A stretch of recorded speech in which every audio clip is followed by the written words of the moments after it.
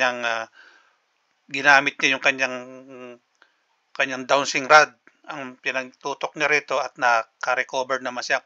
Dito sa iyo kaibigan, meron ako nababasa rito sa pinadala mo na ito na para siyang dahon. Isang dahon ito na mayroon siyang patigas sa gitnang gano'n. Talagang dahon na dahon sa dahil may mga usli-usli na ganyan, 'yan.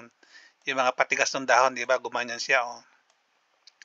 Magandang kuwan ito, magandang, pahiwatig kaibigan ang iyong, dahon na 'yan na pinakikita sa atin na tinutukan mo ng iyong atensyon. Dito sa napansin ko kaibigan sa iyong, ginamit kasi itong sa'yo ay hinukay mo na pala dito sa gawing ibaba niya, 'yan. Ang pagkakahukay ng ating kaibigan at sila ay nakakuha ng mga ganitong bagay sa ilalim. Ito, nakakuha ng ating kaibigan dito sa ibabaw sa ilalim ng kanyang, tinitreasure, ayan. Kaya napakaganda ng kanyang, ito, itong kanyang nakabaon na pa-gano'n, parang may tinuturo doon ano, para bang nagche-change direction. At ito ay hindi ko malaman kung ano ang ibig sabihin naman nito na pailalim naman siyang ganyan. Papailalim naman ang turo nito at meron naman dito ngayon kung ano ang kahulugan ng dalawa na yan. May change direction siya at meron siyang diretso pababa na meron siyang nasumbon dito na isang triangulo. Na ibig sabihin niya kaya ang kaibigan natin ay medyo huminto ng konti dahil naguguluhan siya sa nakita niyang mga lugar sa ilalim niya. Alam mo kasi kaibigan, dito sa pinakita mong bato na ito, meron siya ipinahihiwatig na napakaganda. Na kitang-kita ko dito na para tayong nagkamali ng direksyon na kinukan mo, na meron tayong gustong sundan. Ito kasi kaibigan, ang isang importante rito na hindi mo napansin. Itong buhay na araw na ito, kaibigan. Hindi mo yan napansin. Meron sa itinuturo sa gawing itaas niya, kaibigan, na na dapat natin malaman, basahin mabuti ang itinuturo niyan ay dito sa taas na ito, kaibigan. Kung papansin mo maigi, ang kinukan na ito ay isang maluwang magandang heart ito, kaibigan. Ito. O baguhin natin uli yung burahin natin yan. Ayan. Ito siya, ang tinuturo nung araw na yon ay itong heart na yan na napakaganda. Itong heart na ito na napakaganda. Yan. Gumano siya. Yan. Ang itinuturo nitong araw na ito. Buhay na araw yan. Tinuturo niyang kaibigan. Na meron sa ritong buhay na ganyan. Yan. Or kaya ay dito siya nagtuturo. Yan. Pag tinuro na yan, kaibigan, dito ka naliliko sa lugar na ito. Ito na ang tutumbukin mo itong baba na ito, kaibigan, na may tinuturo-suro sa rito sa gawing ibaba. Na dapat natin yan ay malaman natin kung anong ibig niyang sabihin sa lugar sa ilalim na yan. Sa gilid na yan, di ba? Siya ay ang hindi ko lang malaman, kaibigan, kung bakit mo siya dito hinukay sa gawin na ito. Dito. Sa bagay, kung ang nagturo sa iyo diyan ay yung dowsing rod mo, na diyan siya nag-ikot-ikot, nagturo, sana kaibigan, niluwangan mo ito, maluwang. 2 metro ang luwang. 2 by 2 meters ang pinakamaliit na luwang ang nahukay mo sana. Kung maaari sana yan, 3 metro by 3 metro ang hinukay mo, para kung sakali, tumbok mo ito, kuha mo ito, ibig sabihin nito. Dito, yung luwang na to, lilitaw lahat yan sa kayo mga bato na yan. Okay lang yan, may mga batong ganyan, kasama yan sa kasama yan sa pagtitresor, may mga batong madadaan ng ganyan. Kaya kailangan, isang ahon, bago mo iahon na isang bato, babasahin mo muna siyang mabuti para hindi tayo maligaw kung meron tayong gustong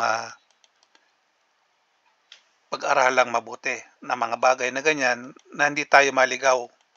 kailangan bago iahon o bago galawin ay pag-aralan mo munang mabuti, kung hindi picturean mo para kung sakali alam mo kung ano ang posisyon niya uli sa butas, kung anong puwesto niya, kung may tinuturo ba siya o may ano ba siyang sinusunod.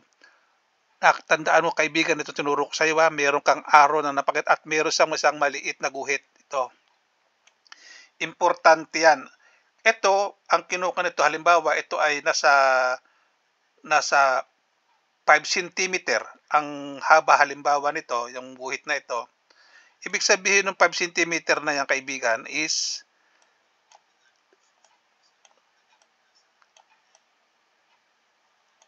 ang 5 centimeter, sabihin natin na sa 5 meters siya o 5 pulgada or 5 pulgada, hindi pala, I'm sorry, or 5 meters siya. Kaya siya gaganon siya diyan, pupunta sa rito, iikutin niya yan. Pero siyang sinasabi diyan na baka nandun sa kabila ng bato na ito, or kung hindi ito kasi meron din yan na gustong pakita diyan sa kabila na yan. Meron siyang gustong ipahiwatig na meron siya sa lugar na yan.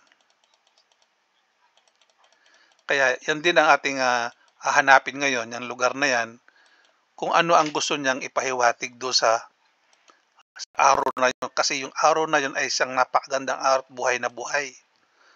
Napakaganda niya. Meron siyang talagang itinuturo kung saang banda ang hinahanap natin. At gusto natin diskubrihin kung nasaan yun.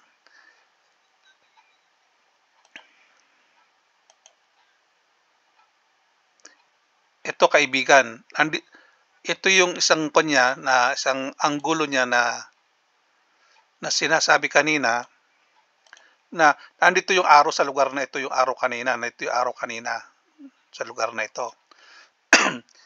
Dito sa may tinuturo sa lugar na ito, sa kabila na ito dito, sa kakinisan na yan, sa makinis na yan.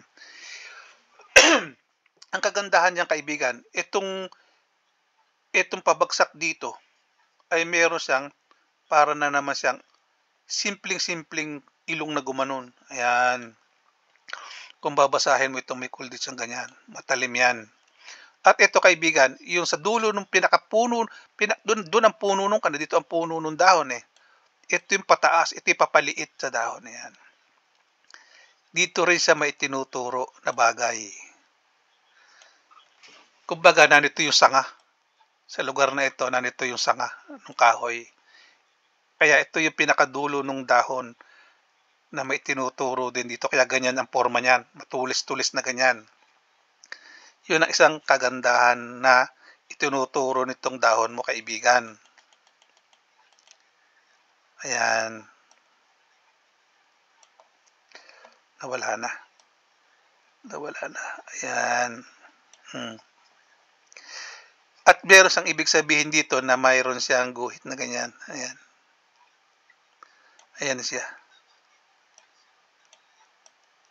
Yan ang pinahihiwatig na dyan na mayroon siyang itinagong ganyan. Yan siya. Kaya ang gusto ko sanang mangyari dito ay malaman nating mabuti kung ano pa ang ibig kanyang kahulugan yan. Kasi kung susundin natin yung kanya at umagos doon ang bagsak niya, dito sa bato na yan. Dito sa bato na yan ang bagsak niya.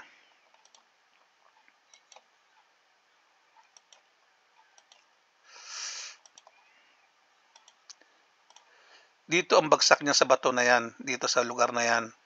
Kung susundin natin yung araw dito kanina na may tinuturo siya. Papaganon, pumunta sa roon. Nagpaganon sa kanina. Kaya itong hinukaya mo rito, ito tinunugan ng iyong Japanese word, sana niluwangan mo yan. Kuha sana hanggang doon. Ayan. At nasa pool mo sana yung item dito sa lugar na ito. Andito ang item yan. Kung hindi, nasa kabila lang nung mga batuhan na yan o isang sign na yon. Yung isang batong maganda na yon, kaibigan, ay meron siyang sikretong itinatago na dapat yun ang tinutukan mo ng tinutukan ng Japanese word mo. Yun ang hinanap mo sanang maigi para natumbok mo kung nasaan talaga siya. At nang hindi ka nalito, hindi ka napaiba ng kwan. Tingnan nga natin ito. Nako, bakit ba? Paano ba itayo ito ngayon? Hindi ko alam paano 'tong itayo. Ito sana siya kaya lang hindi maganda ang kanya. Baguhin natin. Ayan, ito na lang ang gamitin natin. Yung tinuturo kaninang araw na yung kaibigan, nandito sa bato na yan.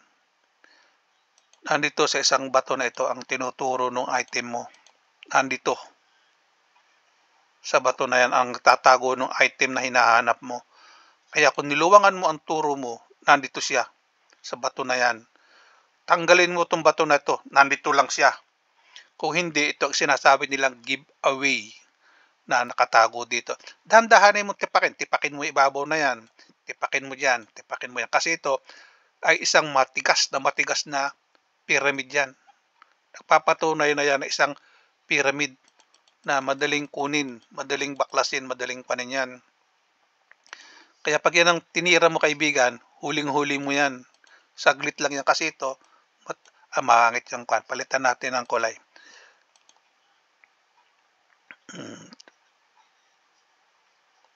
Ito na lang pula. Yan. Ito ay isang pyramid. Nagtarayanggulo sa dito. Kung di mo nakaharap, may tarayanggulo yan na gumanon. At kung dito naman sa pwesto natin ngayon, tumarayanggulo na naman siyang gumanon. Ayan na naman siya, oh. Diba? Kaya siya ay pyramid. Ibig sabihin yan, item on the spot. Nandyan siya. Kaya pag tinira mo yung kaibigan, dahan-dahanin mo lang natipakin. Dahan-dahan mo, tanggalin mo itong ibabaw. Kunin mo yung ibabaw. Baklasin mo yung sa ibabaw. Ito, tanggalin mo yan. Pagkakwan, tipakin mo pa ganyan. Tipakin mo rin siya rito.